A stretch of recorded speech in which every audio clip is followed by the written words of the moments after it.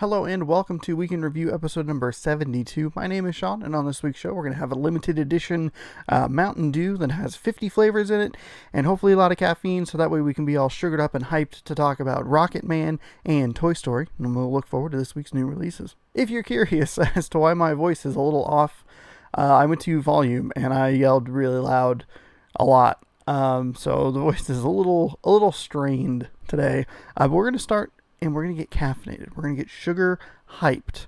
And today we have a limited edition Liberty Brew, Liberty Brew. I keep wanting to say Liberty Dew, but that's not what it is. It is a 50 flavors in one limited summertime Mountain Dew, which is kind of odd because they brought back the Baja Blast for the summer. I don't know why I needed to show this off, but I did. I'm also revealing that I have 2 sodas to drink during the duration of the recording of this program. And because they already have the Baja Blast, it's a little surprising that they released a second Mountain Dew, but they did the same thing last year with Dew SA, which was, I want to say it was like Whiteout, regular Mountain Dew, or maybe was it Whiteout, Voltage, and Code Red all mixed together? I forget because it was terrible. And then they did the same thing with like the Holiday Dew. That was like a weird mix of, I think it was like Mountain Dew Code Red and regular Mountain Dew, and just this odd like combination that doesn't make any sense. Like, did you have like extra gallon drums of it? You're just like, dump it together, we'll put it in a fancy bottle. Whatever, doesn't matter. So we have this. I like the coloring of it. It's a very nice blue. Hopefully the camera picks that up pretty well. It almost looks like it's verging on purple. I don't know what the 50 flavors are in this, so we'll maybe try to pick them out. I can't think of 50 flavors that would go good together. Of course, I don't mix my food, so that makes it even harder. But it's just like, yeah, I mean, Dr. Pepper has 23 flavors. This is more than double that. More than double the flavor. Even if you take the limited edition Dark Berry Dr. Pepper, which has an extra flavor in it and gives it 24 flavors, this still has more than double. I'm really straining the vocal cords today. Okay, so it has a nice scent to it. It smells kind of berry-y, which is a good sign for me, considering that I enjoy berry drinks. I didn't even do it on the show. The Dark Berry Dr. Pepper that I mentioned, actually pretty good. I don't like Dr. Pepper, but that little berry in it was nice. All right, so it smells good, which that's a good sign.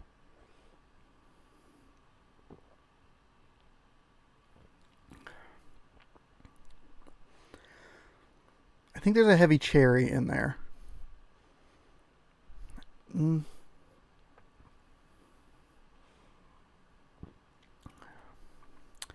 Yeah, there's definitely a heavy cherry flavor in there. Gross. Cherry is a terrible, terrible flavor. It's terrible. We'll leave this on display so you can be reminded of how terrible. And you can also see, keep track during the episode and see if I actually drink any more of this. There may be a reason that I made sure to bring up a Mountain Dew Baja Blast. Not to drink both of them, but to make sure that I had a backup in case I didn't like this, which I don't. The thing is, I think cherry is a terrible flavor. Like, anytime I ever eat Skittles or Mike and Ike's, like, those are always the last to go, or they just end up in the garbage because they're bad. That's where they belong. Cherry flavored candy and this cherry flavored Mountain Dew belongs in the garbage can. If you like cherry for some incredibly odd reason, like you're a crazy person or something like that, feel free to pick this up. But if you're a normal person and you think cherry is awful, you're probably going to want to skip this, which really sucks because it has a nice color and it even has like a nice scent, and I didn't pick up on any of the cherry scent. But as soon as it hit me, it tastes like nasty cough syrup. Like that gross stuff you'd have to drink when you're a kid and you're sick. You're like, yeah, I'm sick from school. I'm not lying because there's a test today. And then your parents are like, okay, well, I guess you have to drink this syrup. And you have to look at it and you go, is this the price I want to pay? I mean, I'm probably going to fail the test anyway. I mean, I guess I can watch Bob Barker on The Price is Right. Mario Kart 64 sounds pretty good. That's what this is. This is medicine. It's bad. Pass. Now that we're caffeinated, or partially caffeinated, we can move on to this week's movies, and the first of which is Rocketman. And I really like this movie a lot, more than I thought I would. It sits in a weird category of, I figured I'd like it, but it was still pleasantly surprising at how much I liked it. I was thoroughly engrossed and interested and entertained throughout the entire duration of the movie. It starts in a really interesting way where it's him walking away from a concert and into a rehab center. He sits down and he tells the group, like, I'm a shopaholic and I'm a cocaine addict and I'm an alcoholic and I'm a sex addict and like a few more things. And it's like just this list of like, what in the world? And to me, that was like a really jarring way to start, because I don't really know much about Elton John. I know his music just because it's around, and it's, I mean, obviously it's a key part of The Lion King, which is a movie that I watched a lot when I was a kid. But I don't necessarily have like this in-depth knowledge of him and his personal life. And the movie takes place between like the early 70s and like 1992-ish, 192, somewhere in there. And so even if all of this stuff was happening, I wasn't alive for it, or I was like one. And there's no way I'm going to know it about any of this stuff. So, like, this was a learning experience. And I think the best part of this movie is that Elton John gave it his thumbs up. And he was like, hey, tell this story. We'll get the highs, we'll get the lows. There are a lot of highs. That's like a shitty drug reference. Like, just do it in a way that is true to how it was. And that really helps. It's a very personal story, and it's all the more interesting because of that. After he sits down and he lists all the things that he has problems with, it flashes back to when he's a kid. And what I thought they would do more frequently was go back to that meeting room and cut in with him giving maybe additional context to it or trying to explain himself a little bit more. But the movie doesn't really do that. It uses the cutback to him talking to the group every once in a while, but it's very infrequent, and that was a pretty big surprise to me. We see him as a little kid playing a piano, and we learn that he's very naturally gifted, and he just, like, he can hear something on the radio and immediately play it on the piano. He takes some lessons. He ends up playing at a bar. It's like kind of like a happenstance night where two people come into the bar, they see him playing, or they see his whole band playing, and they're like, hey, we have this American soul tour coming through this area. They need backup. Like, that, would you like to do that? And so they play with them, and he learns from one of the singers, like, you know, he asks the guy, what do I need to do to become what you're doing? And he's like, you have to kill the person you were born in order to become the person you want to be. And so he changes his name. He ends up taking a meeting at a record label. While he can play music really well, he can't necessarily write very well, and he's not maybe the best singer in the world. He gets paired up with someone after he's handed an envelope. They hit it off immediately. And that was probably my favorite relationship of the movie, was watching that kind of, like, just that instant connection of them loving music. And, like, there's one point where he's talking about they had never had a fight in 20 years.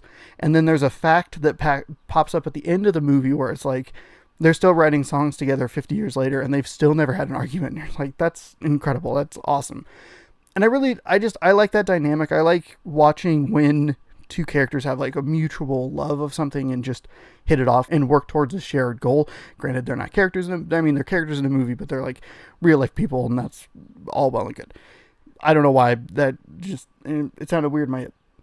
And it seems like, granted, you know, obviously this is 15 years before I was born or whatever, but it seems like he kind of just hit, like, that's how it's portrayed in the movie, where he goes to the Troubadour in Los Angeles, plays a show, and is kind of like just an instant success, and things start to go very quickly from there. And that's where the movie spends most of its time, is in this chunk between, it's like 1975-ish, 76, somewhere in there, all the way up until the previously mentioned 1991 area. And that's where the movie is its most interesting. It really lets the movie explore the highs and the lows of this person's life, and there's like a lot of dark stuff that happens, and the movie's all the better for it. It doesn't feel like it really pulls any punches.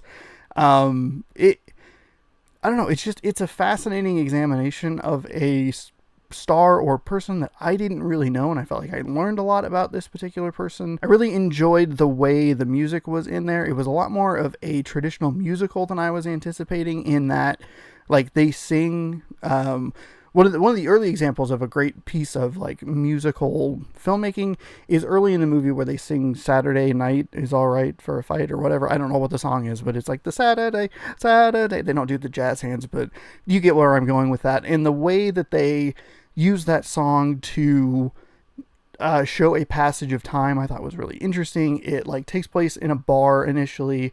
It goes out of the bar down the street to a fair that's going on.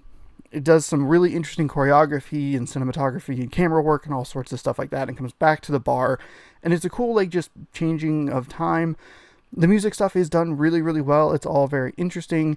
Some of the sequences that are very fantastical and, like, over the top are actually, like, drug trips. And that's super weird because you're like, oh, like, this is, like, a cool thing. Like, this must be what it looks like in his mind. But then, like, he'll wake up all of a sudden in, like, a room and just like, where am I? And it's this weird thing of like, we don't know because we're the audience, but he also doesn't know, and he's the main character, and we're like, you're supposed to know where you are. What the fuck? Like, this is really bad. This is really bad, and you're going to keep going down this path. We get to see him fight for a relationship that's not really ever even there. It's a person who doesn't really seem to give a shit about him, and it's interesting watching that particular dynamic play out because the way it starts is like kind of like a one night stand sort of thing, and where it ends makes the beginning make sense, where he seems, the other person seems very defensive of like, we're not going to continue this. If I'm somewhere else, I'll come find you. And when Elton has that same enthusiasm when he goes back to England and all of a sudden like there are things there, it seems like he knows that he can get inside his head and kind of take what he wants, but he also knows how to place things. This feels like a little bit of a stretch on my part, but it seems like he knows how to place things specifically to get the desired outcome. Like when he senses that Elton might like throw him out or command him to leave, he has his family come in and kind of uses that like in a manipulative sort of way of like, you need me to keep you on the straight and narrow, even though you probably don't necessarily need that, and maybe you do need someone to look at you square in the face and go like, what the fuck are you doing? Why are you doing this? You need to clean up your act or things are going to go terribly for you. And the guy he's with initially kind of says that, but he says it in such a snide way of like, I don't really give a shit if you kill yourself with drugs. I'll also be collecting my 20% because they have contracts, because he's like the agent, whatever. Behind the scenes stuff is going on there. It ends up to where he needs to tell his parents about his sexuality because of the tabloids. And this is the one part of the movie that I thought was kind of weird. Early in the movie, we get a pretty good establishing mood with his relationship with his mom. Like, she's maybe not the most loving person in the world, but she still seems kind to Elton, and it seems like her frustrations are with other people, and maybe they kind of spill a little bit, maybe where they shouldn't. And he has a tremendously kind grandma who really goes out of her way to make sure that he can like get to lessons and do all this sort of stuff.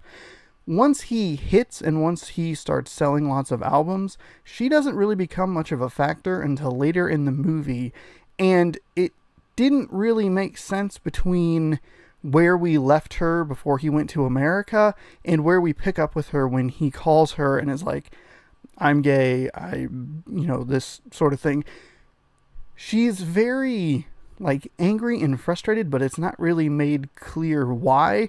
She also has two lines that don't really make sense, and it's hard to figure out how she means them. In the phone call where he reveals that, she says that she's known for a long time, but immediately follows that up by saying something along the lines of, I hope you know that you're choosing a life where you'll never be loved properly. And it's weird that those two lines are back to back because it makes it sound like the second line is implying that he as a gay man can't ever be loved properly, but you can also take it the other way and go, if you choose this life of a pop star or a rock and roll star, you'll never be loved properly. And it's such a weird place to put that line into it. Like, it makes sense if you pull it out of context, you put it somewhere else and you go, you're doing all these drugs, you're doing all this stuff, you're making all this money, and you're keeping people around who seem to be using you. You're picking a life where you're never going to be loved properly. And it's just the super weird thing where I was like, I don't know, like, how am I supposed to, like, where am I supposed to place this?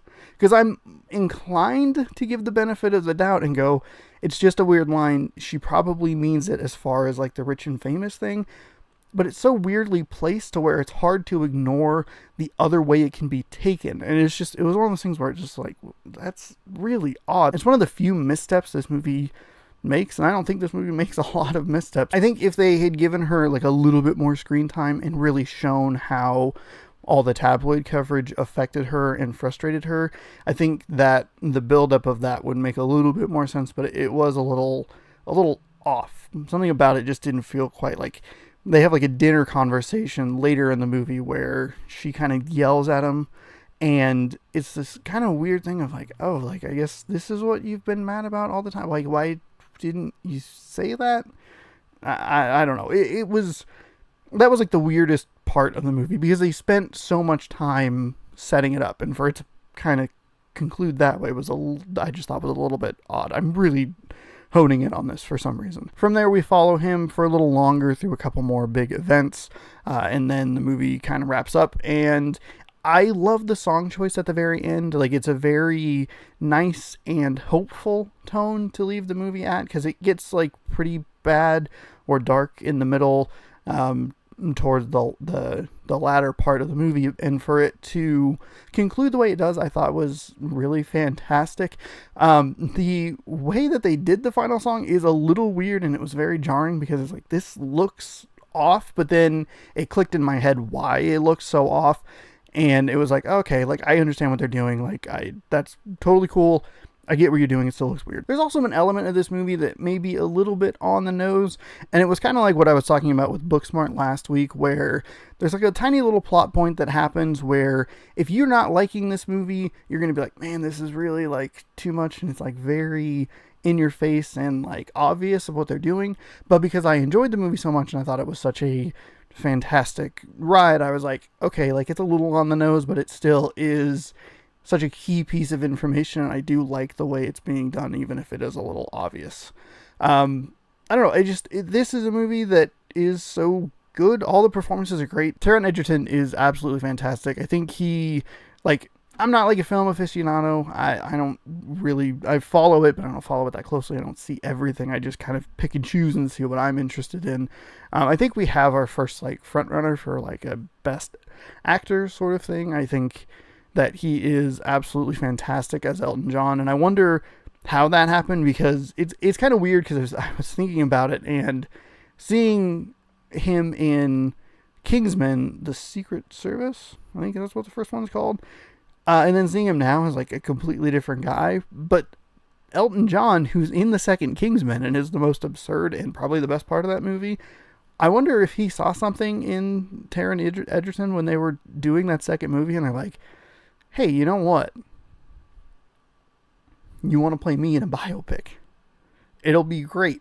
And it did turn out really, really well. I would encourage you to go check this movie out if you have any interest in Elton John, even if you just want to see a movie about a rock star and maybe like some of the behind the scenes stuff. I think you'll get a lot from it. I think it's a fantastic movie, and it's easily one of the best of the year so far. The other movie this week is Toy Story. With Toy Story 4 releasing in just a couple of weeks, I thought it would be fun to go week by week and talk about Toy Stories 1, 2, and 3. And we'll start with the first one because that makes the most sense. Toy Story 1 comes with a little bit of a story from young Sean's life. It was Thanksgiving weekend when this movie came out in 1995. I was 5 years old, and my brother, my dad, and myself went up to the theater, the Regal Theater up north, that is now a church. That probably doesn't narrow it down if you're familiar with where I live. There are a bunch of Regal cinemas that went from being cinemas to being churches. But what was weird about this particular theater is the way the seats were set up. So we went up there, it was very, very full. People were very excited for this movie. And so basically, so you have your screen, like you do, and you have 3 sections of seats. You have one that's right down the middle, that's straight on with the screen. And then you have 2 that are off to the right and to the left that are at an angle. And for some reason, they had seats that went over farther than the screen you could see. So we sat in these seats where the screen was 45 degrees in front of us, and we had to like lean way over. I'm trying to make sure I get the microphone. lean way over to make sure that we could see the movie. And I think we had to go see it a second time because we did not have a very good view of it. And I don't know why, but that like just sticks with me so vividly. Just that like, it's there. Is that Mr. Potato Head? I can't tell. Is that a dinosaur or a piece of lettuce? I don't know. And so that began my uninterrupted streak of seeing every Pixar movie in theaters so far. And no, if you're going to comment down in the comments below and be like, did you see Planes? No. Technically it's in the Cars universe, but it was not Pixar. Dear God, I hope I'm right. I will lose my mind. Actually, you know what? If that's how I lose my streak by not going to watch those shitty Planes movies, fine, whatever. So maybe even more so than something like Aladdin, which I talked about a couple of weeks ago. Like, Toy Story's really stuck with me over the last 24 years, which makes me feel very old that I saw that when I was 5. And it's always been there. Like, it's always been a thing that I've enjoyed and I liked. And Toy Story 1 is actually a movie that includes a joke that I did not understand for 15 years. Like, I understood the Picasso thing as like, it's like this super weird art. But for whatever reason, I never made the connection that it was another art reference. When Mr. Potato Head's like, hey, have you seen my ear? Can anyone find my ear? And I remember sitting there as a 20-year-old person watching Toy Story 1 and sitting there going like, oh my God, I get it. I get this joke that has been sitting in front of my face for 15 years, and I finally understand it. This movie is masterfully good. I love how it sets up the world and sets up the rules of the world. The toys obviously don't move when the kids are around or when humans are around. I like the way that it's set up where, like, Woody is the favorite toy. He's the best toy. He is Andy's favorite. And I like the way that very quickly unravels, where he's so confident and so supremely like nothing is ever going to happen, like everything's going to be fine, don't worry about new toys, like we're cool, it's all going to be good. And then that unravels in a second when Buzz Lightyear shows up. And I don't think this is intentional, but Andy is wearing Jesse's hat, and I don't think it's intentional because I don't know if they had Woody's Roundup all set and settled in that universe, because that's very much a Toy Story 2 thing. And we'll talk about that more in depth next week, because I actually really find it fascinating the way Toy Story 2 went from where it was supposed to be to where it ended up being. And so we'll talk about that next week. But I thought it was interesting because I noticed that he was wearing the hat that Jesse wears, and I was like, oh, that looks like it could be intentional, but I don't think it is because of when this movie was made versus when Toy Story 2 was made. Who knows? They maybe had that stuff. It's not like there's a bunch of special features on the DVD that I didn't watch that could have answered that question for me. And it's so cool to watch this movie and see the seeds of everything that shows up later. The Dynaco stuff, obviously the Pizza Planet truck is huge. You see the Luxo Jr. ball from the Luxo Jr. short make an appearance here. It's like their big Hallmark logo, aside from the lamp. It's so neat to look at that and be like, oh, that's in this, and this makes an appearance in that. And the Pizza Planet truck is in every movie, somewhere in every movie. And I don't know, it's so cool. I actually really like how much of a jerk Woody is. Like, I love how much he's fueled by jealousy. But not only is he fueled by jealousy, but it doesn't even seem like the other toys like him all that much. Like, they get along with him fine, but they would prefer it if he wasn't such a pompous ass.